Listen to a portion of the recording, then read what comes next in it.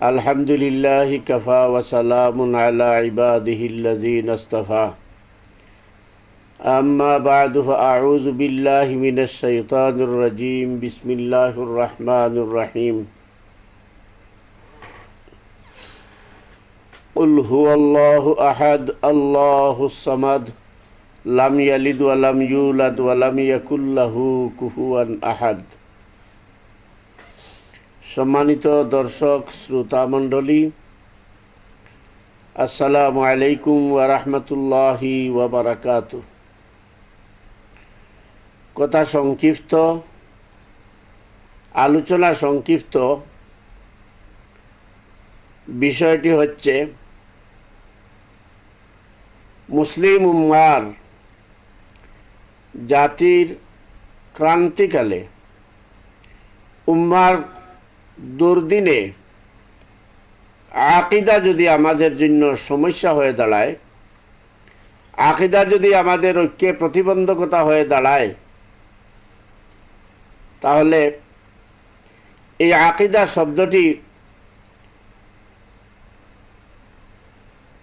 বাদ দিয়ে দেয় উত্তম।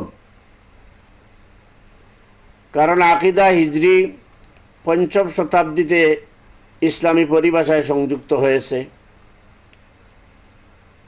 আকিদা শব্দটি কোরআন এবং হাদিসে নেই, কিন্তু ঈমান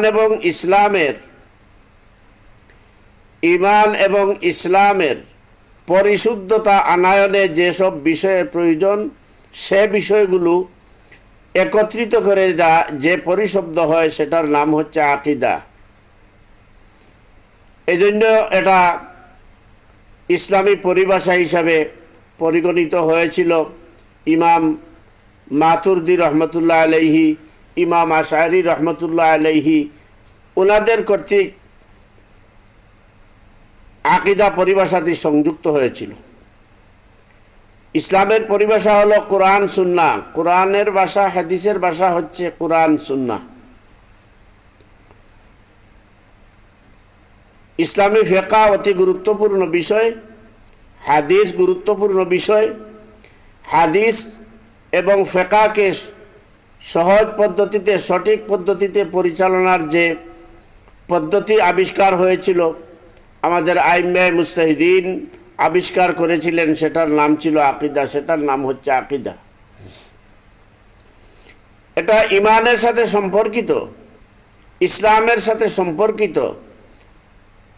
একান্তে ব্যক্তিগত অথবা ইজমাই ইবাদতের ক্ষেত্রে আকিদা বিষয়টি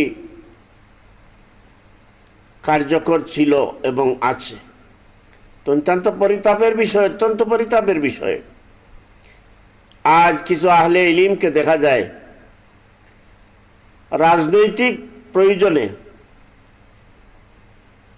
উম্মার ক্রান্তিকালে, জাতির দুর্দিনে, যখন ইমামে আবু হানিফা রহমতুল্লাহ আলাইহি তথা আহলুস সুন্নাত ওয়াল জামাতের সবচাইতে গুরুত্বপূর্ণ যে দুটি বিষয়, এর মধ্যে একটি হচ্ছে কোনো কলিমাওয়ালা মুসলমানকে কাফির বলা যাবে না, আর দ্বিতীয় যে বিষয়টি সেটি হচ্ছে মুসলিম উম্মার তথা মুসলমানদের মধ্যে হানাহানির বিভাজনের সৃষ্টি হয়, ইখতিলাফকে সংঘাতে রূপান্তরিত করার প্রক্রিয়া চলে বা পর্যায়ে গিয়ে পৌঁছে যায়, এমন কোনো বিষয় মুসলমানদের জন্য করা জায়েজ নয়। সুতরাং আহলুস সুন্নাত ওয়াল জামাত তথা হানাফি মযহবের, বিশেষত হানাফি মযহবের গুরুত্বপূর্ণ যে বিষয়, সেটা হলো মুসলিম উম্মার ঐক্য কামনায়, মুসলিম উম্মার ঐক্য বজায় রাখার, মুসলিম উম্মার ঐক্য সমৃদ্ধ করে তোলার প্রচেষ্টা করা এবং কোনো কলিমাওয়ালা, কোনো কিবলাওয়ালা মুসলমানকে কাফির না বলা। আজকে আমাদের দেশের প্রায় জ্ঞাত ১.৫ সহস্রাধিক মানুষের রক্তের বিনিময়ে অর্জিত প্রায় ২২ থেকে ২৫ হাজার মানুষের পঙ্গুত্বের পঙ্গুত্ব বরণের মধ্য দিয়ে অর্জিত,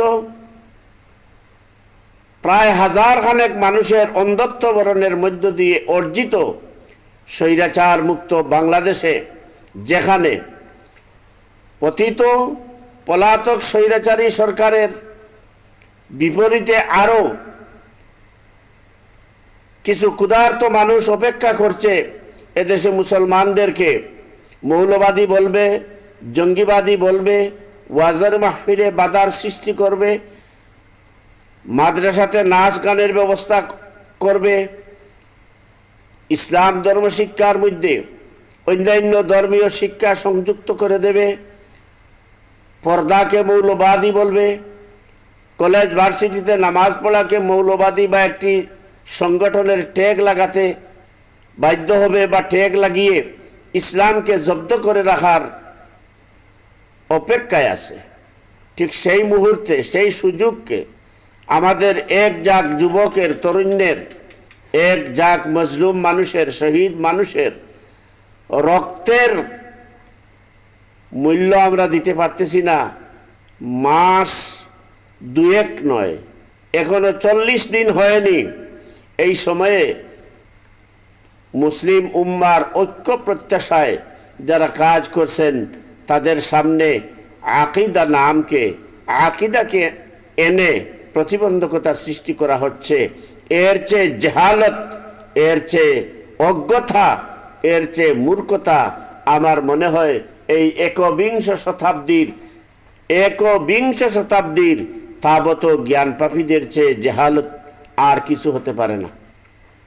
সুতরাং আকীদা যদি একান্ত প্রতিবন্ধকই মনে করেন, তাহলে জামাতে ইসলামের গঠনতন্ত্র থেকে প্রথম ধারায় আকীদা শব্দটি বাদ দিয়ে দেন।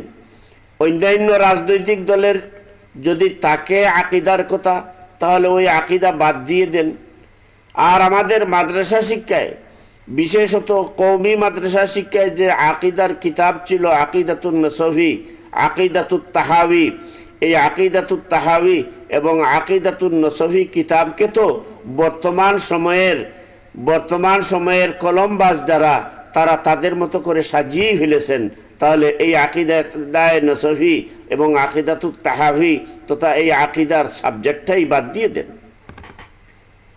যে সাবজেক্ট মুসলমানদের ঐক্যে প্রতিবন্ধকতা সৃষ্টি করে, এই সাবজেক্টের প্রয়োজনটা কি? কোন কিতাবে আছে? কোন হাদিসে আছে? রাজনীতির ক্ষেত্রে আগে আকীদার ক্ষেত্রে মতানৈক্য হতে হবে, আকীদার ক্ষেত্রে আগে সমঝোতা হতে হবে, তারপরে মুসলমানদের মধ্যে ঐক্য সৃষ্টি হবে। আমি যদি বসে প্রশ্ন করি যে আমার দাদা আল্লাহ রাব্বুল আলামিনের কাছ থেকে রূহ কেড়ে নিয়ে এনেছিলেন, আল্লাহর কাছ থেকে রূহ কেড়ে এনেছিলেন, আল্লাহর সাথে সংঘাত করেছেন, সংগ্রাম করে রূহ কেড়ে নিয়েছেন। আমার দিল, আমার আত্মা, আমার হাত, আমার পা, তার মানে আল্লাহর হাত, আল্লাহর পা, এই আকীদা শিরকি আকীদা, কুফরি আকীদা।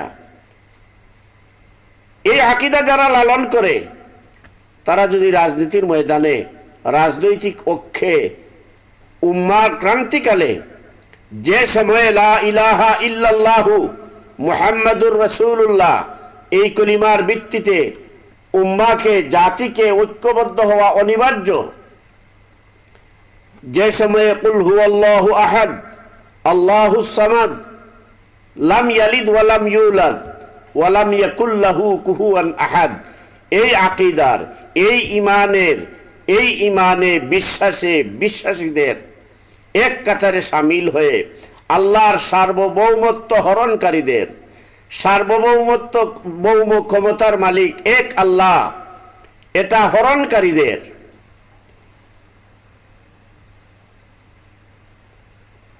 প্রতিহত করা, গণতান্ত্রিক বিপ্লবের মাধ্যমে তাদের সাথে শক্তিতে মোকাবিলা করা, তাদের সাথে গণতান্ত্রিক পদ্ধতিতে জেহাদ করা যে সময়ে ফরজ, এই সময়ে যারা আকীদাকে প্রতিবন্ধক হিসাবে দাঁড় করায়, এরা আকীদাই যেখানে বুঝে না, তাদের সামনে আবার আকীদার মাসআলা নিয়ে মুসলিম উম্মাকে বিভাজন করা ঠিক হয় না। তাহলে আকীদা বাদ দিয়ে দেন, এই সাবজেক্টটা বাদ দিয়ে দেন। লা ইলাহা ইল্লাল্লাহ মুহাম্মাদুর রাসূলুল্লাহ, কোরআন এবং সুন্নাহ। হুয়াল্লাযী আরসালা রাসূলাহু বিল হুদা ওয়া দীনিল হক, হুয়াল্লাযী আরসালা রাসূলাহু বিল হুদা ওয়া দীনিল হক লিইয়ুযহিরাহু আলা দ্বীনি কুল্লি। আল্লাহর রাসূলকে আল্লাহ রাব্বুল আলামিন পাঠিয়েছিলেন দ্বীনে হক এবং হুদা দিয়ে, অর্থাৎ কোরআন দ্বীনের সাজেশন হিসাবে কোরআন দিয়ে এবং কোরআনের আলোকে দ্বীনে হককে দুনিয়ায় প্রতিষ্ঠিত এবং প্রতিষ্ঠার চেষ্টাকারীদের উপরে দ্বীনে হককে বিজয় করার জন্য আল্লাহ রাসূল সাল্লাল্লাহু আলাইহি ওয়াসাল্লামকে আল্লাহ রাব্বুল আলামিন দুনিয়াতে প্রেরণ করেছিলেন। হুয়াল্লাযী আরসালা রাসূলাহু বিল হুদা ওয়া দীনিল হক, আমরা দ্বীনে হককে বিজয় করার জন্য গণতান্ত্রিক পদ্ধতিতে, প্রচলিত গণতান্ত্রিক পদ্ধতিতে দ্বীনকে বিজয় করার জন্য, জনসমর্থন আদায় করার জন্য আমাদেরকে ঐক্যবদ্ধ হতেই হবে। কিসের ভিত্তিতে? দ্বীনে হককে বিজয় করার জন্য। যে কথাটা বলেছেন গতকালকে একটি মাহফিলে চরমুনাইর পীর সাহেব, অত্যন্ত গুরুত্বপূর্ণ কথা বলেছেন। ইখতিলাফ আমাদের মধ্যে থাকবে, ইখতিলাফ থাকতে পারে, থাকবে, থাকাটাও অনিবার্য, থাকাটাও জরুরি, কিন্তু জাতির এই ক্রান্তিকালে আকীদাকে সামনে এনে জাতিকে বিভাজন করা, জাতিকে বিভক্ত করা, এটা কোনো আকলমন, কোনো সুস্থ রাজনীতিবিদের, কোনো ইসলামী চিন্তাবিদের কাজ হতে পারে না। সুতরাং আমি দেশের আপামর জনসাধারণ, দেখেন আজকে আমি ছোট্ট একটি কথা বলি, এখনো এই বাংলাদেশে রাজনীতিতে ফ্যাক্ট হচ্ছেন বঙ্গবন্ধু শেখ মুজিবুর রহমান, এবং রাজনীতিতে ফ্যাক্ট হচ্ছেন শহীদ জিয়াউর রহমান। আজ জাতি শহীদ জিয়াউর রহমান এবং বঙ্গবন্ধু শেখ মুজিবুর রহমানের রাজনৈতিক আদর্শে দ্বিধা বিভক্ত, দুই ভাগে বিভক্ত। মধ্যখান থেকে এরশাদ সাহেবের জাতীয় পার্টি সৃষ্টি হয়েছে। এখন আমাদের তরুণ সমাজ, যুব সমাজ তথা ছাত্র জনতার বিপ্লবে, ছাত্র জনতার আত্মত্যাগের বিনিময়ে একটা মোক্ষম সুযোগ এসেছে ইসলামকে বিজয়ী করার, ইসলামকে প্রতিষ্ঠিত করার, ইসলামকে একটি পক্ষ হিসাবে সাধারণ মানুষের কাছে, সাধারণ ভোটারদের কাছে উপস্থাপন করার। আশ্চর্য লাগে, ইসলামকে একটি পক্ষ হিসাবে, একটি শক্তি হিসাবে মানুষের কাছে উপস্থাপন করার পথকে ছেড়ে দিয়ে, এর কোনো গুরুত্ব না দিয়ে আমরা কেউ হয়েছি হুঙ্কারবাদী, কেউ হয়েছি মাজার ভঙ্গকারী, মাজার ভাঙচুরকারী, কেউ হয়েছি আকীদার ফেরিওয়ালা। আর মানুষের মধ্যে গণজোয়ারের যে একটা দ্বারা সৃষ্টি হয়েছিল, যে আমরা এদেরকেও দেখেছি, ওদেরকেও দেখেছি, এখন একবার দেখে নেই ইসলামকে। এখন ইসলাম মানে জামাতে ইসলাম নয়, ইসলাম মানে ইসলামী আন্দোলন নয়, ইসলাম মানে জমিয়তে উলামা ইসলাম নয়, ইসলাম মানে খেলাফত ইসলাম নয়। সমগ্র উম্মাকে নিয়ে ইসলাম, আওয়ামী লীগও ইসলাম, বিএনপিও ইসলাম, জাতীয় পার্টিও ইসলাম। ইসলাম যে একটি শক্তি, একথাটা আওয়ামী লীগকেও বুঝাতে হবে, জাতীয় পার্টিকেও বুঝাতে হবে, বিএনপিকেও বুঝাতে হবে। যারা জিয়াউর রহমানের আদর্শের কথা বলে বিএনপি করেন, যারা বঙ্গবন্ধুর আদর্শের কথা বলে আওয়ামী লীগ করেন, যারা এরশাদের আদর্শের কথা বলে জাতীয় পার্টি করেন, আরো যারা বিভিন্ন পার্টি করেন, তাদেরকে এটা আমাদের বুঝাতে হবে যে আদর্শ আমাদের কাছে একটি, সেটি হচ্ছে ইন্নাকা লাআলা খুলুকিন আজিম, লাকাদ কানা লাকুম ফি রাসূলিল্লাহি উসওয়াতুন হাসানা। পৃথিবীর বুকে একমাত্র উত্তম আদর্শ হচ্ছে মুহাম্মদুর রাসূলুল্লাহ সাল্লাল্লাহু আলাইহি ওয়াসাল্লামের আদর্শ। এই কথা যখন বুঝবে, মুসলমানও বুঝবে, হিন্দুও বুঝবে, বৌদ্ধও বুঝবে, খ্রিস্টানও যখন বুঝবে, তখন তারা বুঝবে যে হ্যাঁ, মুহাম্মাদুর রাসূলুল্লাহ তো কোনো দলের নয়, মুহাম্মাদুর রাসূলুল্লাহ তো স্বাধীনতার পক্ষে বা বিপক্ষের কোনো শক্তি নয়, মুহাম্মাদুর রাসূলুল্লাহ তো আল্লাহ প্রদত্ত একজন মহামানব। সেই মহামানবের আদর্শ যদি আমরা বাস্তবায়নের জন্য কাজ করি, সেই শক্তিকে যদি আমরা একবার রাষ্ট্রীয় শক্তিতে রাষ্ট্রীয় আইন এবং সাংবিধানিকভাবে আল্লাহর আইনকে এবং রসুলের আদর্শকে বাস্তবায়নের চেষ্টা করি, তাহলে আমাদের দুনিয়াতেও শান্তি হবে, আখিরাতেও শান্তি হবে। তাহলে ওই গণতান্ত্রিক পদ্ধতিতে এই দেশের সমাজ ব্যবস্থাকে পরিবর্তনের একটা সুযোগ আমাদেরকে এনে দেবে। সম্মানিত দর্শক শ্রোতা মণ্ডলী, আমরা কিন্তু সেদিকে নেই। আমি এখনো বলতেছি, ইসলামী শক্তি সব এক যদি হয়েও যায়, তারপরেও আমাদেরকে এটা ভাবার কোনো অবকাশ নেই যে আমরা বাংলাদেশের ক্ষমতার মসনদে সমাসীন হয়ে যাব। এটা ভাবার কোনো অবকাশ নেই। এই সুযোগ এখনো আসেনি, এমন সুযোগ পাবেনও না। অন্ততপক্ষে সংসদীয় পদ্ধতির দেশে, সংসদীয় গণতান্ত্রিক দেশে অন্ততপক্ষে সরকারকে কাউন্টার দেওয়ার মতো একটা শক্তি অর্জন হয়তো করতে পারবেন। কিন্তু আমাদের মধ্যে যে পরিস্থিতির সৃষ্টি হয়েছে, কেউ বা কওমি আকিদা নিয়ে, কেউ দেওবন্দি আকিদা নিয়ে, কেউ মসলক নিয়ে এই যে টানা হেচড়া শুরু হয়েছে, সম্মানিত উলামায়ে কেরাম, আপনাদের আমাদের পরিণতি হয়তো আরো ভয়ঙ্কর দিকে যাচ্ছে। আগে তো মজলিসে, তাফসির মাহফিলে, ওয়াজের মাহফিলে উঠে উলামায়ে কেরামের কাছ থেকে মাইক টেনে নিয়েছে। হয়তো এমন এক দিন আসতে পারবে আপনাকে হয়তো ময়দানে মাইক টানানো দিতে নাও পারে, মাইক হয়তো টানাবার দিতে নাও পারে, এই দিনও আসতে পারে। সেই দিকে লক্ষ্য করে আমি আবারও আবদার রাখবো সম্মানিত উলামায়ে কেরামের কাছে, আকিদা আপনার কাছে রাখেন। আমারও আকিদা সহি আছে, আপনারও আকিদা সহি আছে, আপনার মসলকও ঠিক আছে, আমার মসলকও ঠিক আছে। আপনি কিয়াম করেন, আমি করি না। আপনি দাঁড়িয়ে কিয়াম করেন, আমি দাঁড়িয়ে কিয়াম করি না। আপনি নামাজে হাত বুকে বাঁধেন, আমি নামাজে নাবির নিচে হাত বাঁধি। সব কিছুর কেন্দ্রবিন্দু সৈয়দুনা মুহাম্মদুর রাসূলুল্লাহ সাল্লাল্লাহু আলাইহি সাল্লাতু ওয়াস সালামের সুন্নাহর মধ্যে বিদ্যমান।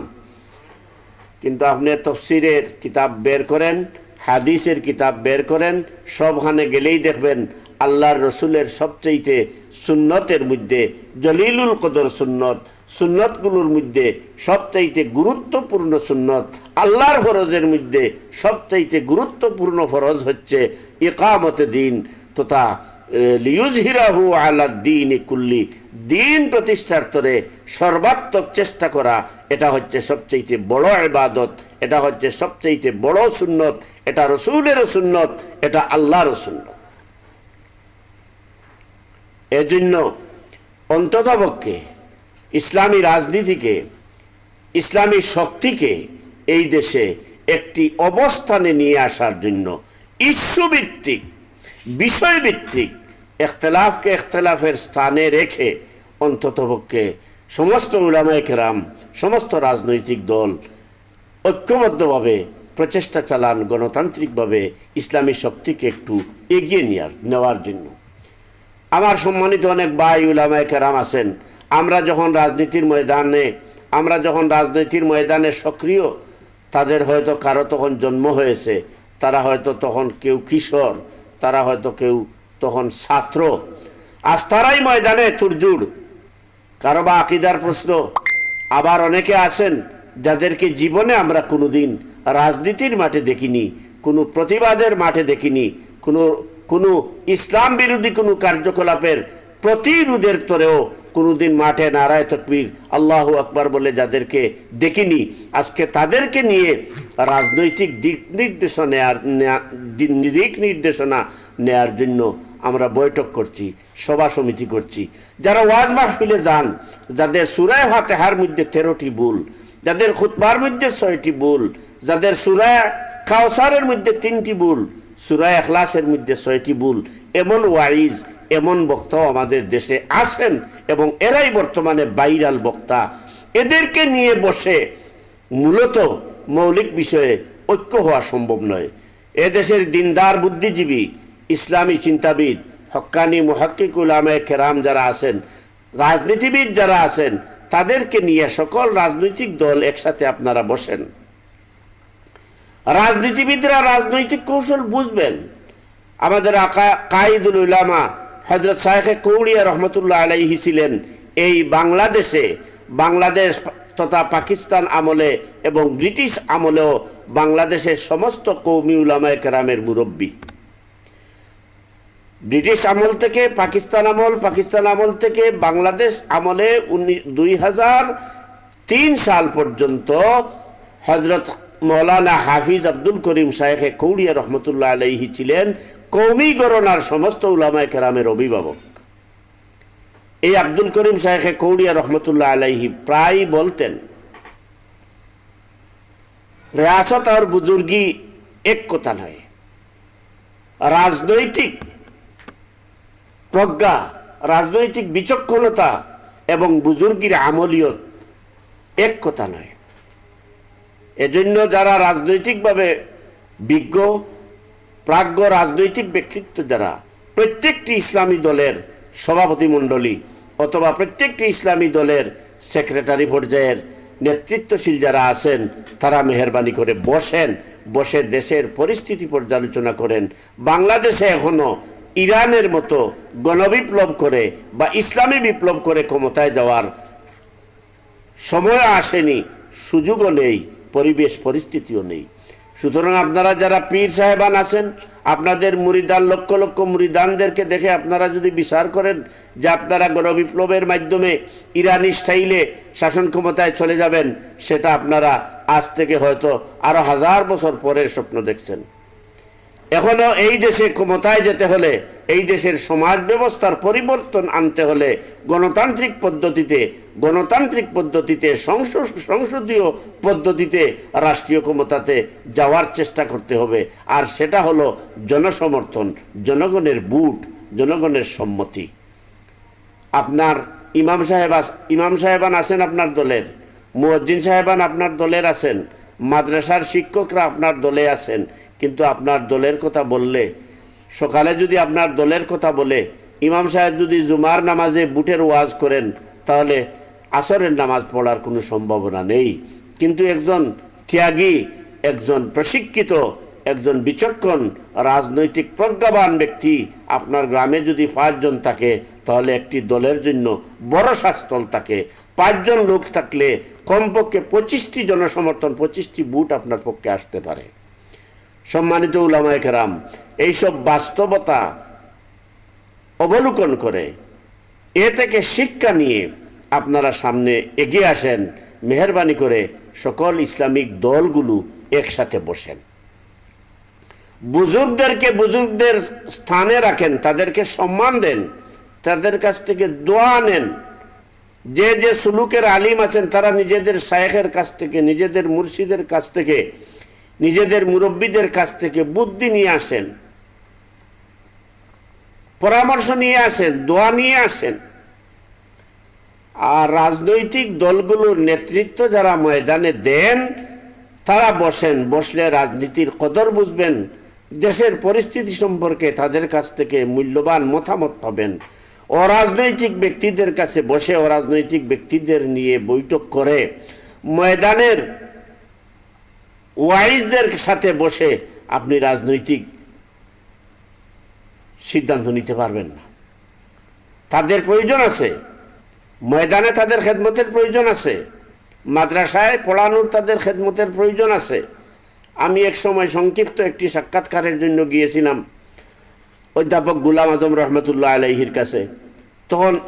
তখন এর অনেক আগে থেকেই আমি গুলাম আজম সাহেব রহমতুল্লাহ আলাইহির কাছে চরমুনাই পীর সাহেবের পক্ষ থেকে বহসের, বিতর্কের, মুনাজারার, গুলটেবিলে বসার, আকিদা নিয়ে অনেক বিষয় নিয়ে গাটাগাটি করেছি, আসা যাওয়া করেছি। সেই সুবাদে পরিচয়। এক সময় আমি জিজ্ঞেস করলাম যে আপনারা কওমি মাদ্রাসা এবং কওমি শিক্ষা ব্যবস্থা, কওমি গণনার উলামায়ে কেরাম, দেওবন্দি উলামায়ে কেরামকে কোন দৃষ্টিতে মূল্যায়ন করেন, কোন দৃষ্টিতে দেখেন?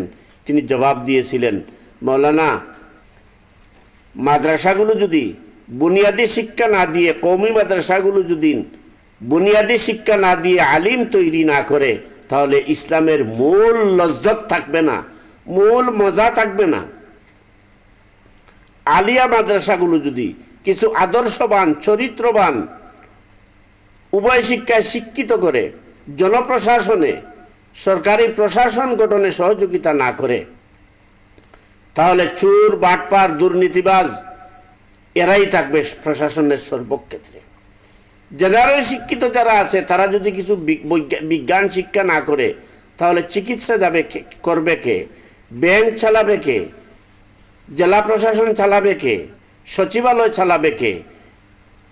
যারা তবলিগ করেন তারা যদি তবলিগে গিয়ে সাধারণ মানুষের সাথে না মিশেন, তারা যদি সাধারণ মানুষকে বার থেকে বের করে মসজিদে এনে দিন সম্পর্কে কিছু না বুঝায়, তাহলে ওই মানুষগুলো তো বেপতি হয়ে যাবে, বিপদগামী হয়ে যাবে। তাদেরও প্রয়োজন আছে।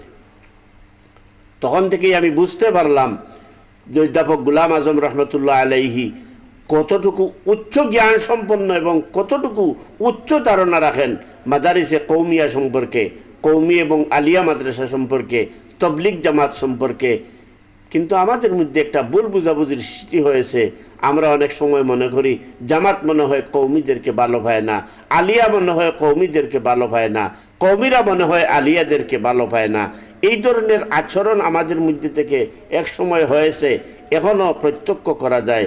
আল্লাহর ওয়াস্তে এসব বাদ দেন। জাতির বড়ই সময় কঠিন যাচ্ছে, কঠিন থেকে কঠিনতর সময় আরো আসছে।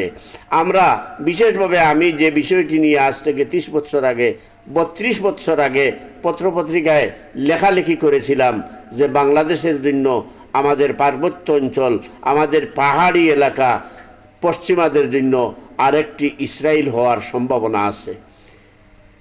পাহাড়ি এলাকায় পাহাড়িতে অসন্তোষ, পাহাড়ে অসন্তোষ, আমাদের গার্মেন্টস ফ্যাক্টরিগুলোতে অসন্তোষ, এগুলাকে আপনারা কখনো হালকা করে দেখবেন না। আমি আপনাদেরকে নির্দেশনা দিচ্ছি না, অনুরোধ করছি। আমাদের বাস্তব অভিজ্ঞতা, কর্মজীবনের অভিজ্ঞতা থেকে বলছি, গার্মেন্টস শিল্পের অসন্তোষকে আপনারা বাংলাদেশের অস্তিত্বের সাথে দেখবেন। পাহাড়ি এলাকায় অসন্তোষের মানা বাংলাদেশের অখণ্ডতা এবং বাংলাদেশের পাহাড়ি অঞ্চলে আরেকটি ইসরায়েলের উত্থানের সম্ভাবনা হিসাবে ওখানে যতটুকু পারা যায় হাতে ধরে, পায়ে ধরে, ওখানে আগুনে ঘি না ঢেলে ওখানে পানি ঢালার ব্যবস্থা করবেন। সম্মানিত দর্শক শ্রোতা মণ্ডলী, ইনশাআল্লাহ আরেকবার দেখা হবে। সমসাময়িক প্রসঙ্গ নিয়ে আপনাদের সঙ্গে কিছু আলাপ আলোচনা করব। আমার অনেক বন্ধু বান্ধব, বিশেষত ফেসবুক বন্ধুরা, সঙ্গী সাথীরা বারবার রিকোয়েস্ট করেন আমাকে মাঝে মধ্যে লাইভে এসে সমসাময়িক বিষয়ে আলোচনা করার জন্য। আমি মূলত শারীরিকভাবে অসুস্থ, অক্ষম একজন মানুষ। তারপরে তো হচ্ছে আমি মূলত মিডিয়াতে কাজ করি আজকে প্রায় 47 বছর, কিন্তু নিজেকে মিডিয়াতে উপস্থাপন খুব বেশি করা আমি ভালো পছন্দ করি না। ওয়াজ নসিহতের মাঠেও এখন খুব কম যাই, গেলেও কেউ ভিডিও করলে আমি এগুলাকে পছন্দ করি না, বা এগুলা বিভিন্ন ইউটিউবে দেওয়াকেও আমি পছন্দ করি না, এজন্য আসতে পারি না। ইনশাআল্লাহ চেষ্টা করব বন্ধু বান্ধবদের অনুরোধ রক্ষা করতে, মাঝে মধ্যে সমসাময়িক বিষয় নিয়ে আপনাদের সাথে কথা বলতে। আমি একটি বিষয় আপনাদেরকে আজকে এই মিডিয়ার মাধ্যমে আমি জানিয়ে দিতে চাই। বিশেষভাবে এই মুহূর্তে মনে হয় আমার সামনে আসছেন এমডি মনিরুল ইসলাম, মাশাআল্লাহ বলছেন আসসালামু আলাইকুম। মনির ভাই, আপনাকে দেখে আমি অত্যন্ত খুশি হয়েছি। ওনার কাছে জিজ্ঞেস করলে আপনারা পাবেন। সাতবাদ মঞ্জিলে মুরাদ থেকে সোনার বাংলা আসা পর্যন্ত মধ্যখানের যে সময়, বিশেষত 1971 সালে যারা আমাদের আকাবিরিনে দিন, আমাদের উলামায়ে কেরাম যারা যুদ্ধপ্রাদের তথা স্বাধীনতা বিরোধী হিসাবে জেলখানায় ছিলেন, তাদেরকে জেলে চিঠি আদান প্রদান এবং তাদের কাছে খবর আদান প্রদানের পিচ্চি আব্দুল হাই জেহাদি আমি ছিলাম। হাফিজি হুজুর তবার রাজনীতির ডাক দিয়ে যেদিন ময়দানে নামার বৈঠক হয়, সেই বৈঠকে আমিও হযরত শায়েখে কৌড়িয়ার খাদিম হিসাবে ওই বৈঠকে উপস্থিত ছিলাম। ইত্তেহাদুল উম্মাহ কিভাবে গঠন হয়, কিভাবে ভাঙ্গে, আমি সেখানে ছিলাম। ইসলামী ঐক্যজোট কিভাবে হয়, কিভাবে ভাঙ্গে, আমি সেখানে ছিলাম। সুতরাং অনেক কিছুর সাক্ষী এই আপনাদের আব্দুল হাই জেহাদি। আজকে আমরা বাঙালি হিসাবে গড়ে বসে আছি, আমাদের কোনো প্রয়োজন নেই। আমরা দোয়া করি যারা ময়দানে আছেন তাদেরকে নিয়েই আপনারা সঠিক পথে সঠিক পদ্ধতিতে এগিয়ে আসেন। কওমি উলামায়ে কেরামের মধ্যে, এককভাবে কওমি উলামায়ে কেরামের মধ্যে ঐক্য আসবে না, কিয়ামতের আগ পর্যন্ত ঐক্য আসবে না। এটাই সঠিক, এটাই সঠিক। এবং আমি আমাদের কওমি উলামায়ে কেরামের সমস্ত শীর্ষ উলামায়ে কেরামের কাছ থেকে মতামত আদান প্রদান, একজনের কাছ থেকে আরেকজনে আদান প্রদান করেছি, গটখালি করেছি, জামাতের সাথে মিট করার গটখালি করেছি। অনেক বিষয় সমাধান হয়েছে, অনেক বিষয় হয়নি। কিন্তু ইস্যু ভিত্তিক নির্বাচনী ঐক্য আগেও হয়েছিল, মধ্যখানেও হয়েছিল, আগামীতেও হবে ইনশাআল্লাহ। এই চেষ্টা নিয়ে কাজ করি। যারা এই লাইনে কাজ করেছেন, প্রয়োজনে তাদের বাসাতে গিয়ে, বাড়িতে গিয়ে তাদেরকে ডেকে নিয়ে তাদের কাছ থেকে কত চিহ্নগুলো চিহ্নিত করে ওইটা দূর করে সামনে আগানোর চেষ্টা করেন। আল্লাহ রাব্বুল আলামিনের রহমত আমাদের প্রতি নাজিল হবে। আর আমরা যদি আকিদাকে, কেউ কওমিকে, কেউ এই অজুহাতকে, কেউ যদি সেই অজুহাতকে, কেউ যদি আলিয়াকে, কেউ যদি কওমিকে শুধু বিভাজন করে রাখি, তাহলে এই সুযোগে মুদ্রার এপিঠ থেকে ওপিঠ হওয়া ছাড়া অন্ততপক্ষে ইসলামী শক্তির, ইসলাম পছন্দ মানুষের মুক্তির কোনো পথ হবে না। আমি এটা বলি না বিএনপি ইসলাম চায় না, আওয়ামী লীগ ইসলাম চায় না, জাতীয় পার্টি ইসলাম চায় না।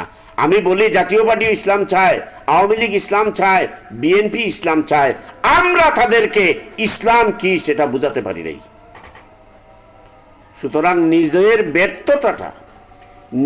ব্যর্থতাটা তাদের উপরে না ছাপিয়ে আমার ব্যর্থতাটাকে আমার খাদে নিয়ে সামনের দিনে কিভাবে তাদেরকে ইসলাম বোঝানো যায়, ইসলাম যে একটি শক্তি, এটা কিভাবে বোঝানো যায়, এই চেষ্টা যদি আমরা প্রত্যেকেই নিজ নিজ স্থান থেকে করি, ইনশাআল্লাহ বাংলাদেশে আশার আলো দেখবে। দুর্নীতিমুক্ত বাংলাদেশ, বৈষম্য মুক্ত বাংলাদেশ গঠনে সবচেয়ে বেশি অগ্রাধিকার ভিত্তিতে কাজ করবেন উলামায়ে কেরাম, এটা আমার আশা রাখি। আসসালামু আলাইকুম ওয়া রাহমাতুল্লাহি ওয়া বারাকাতুহু।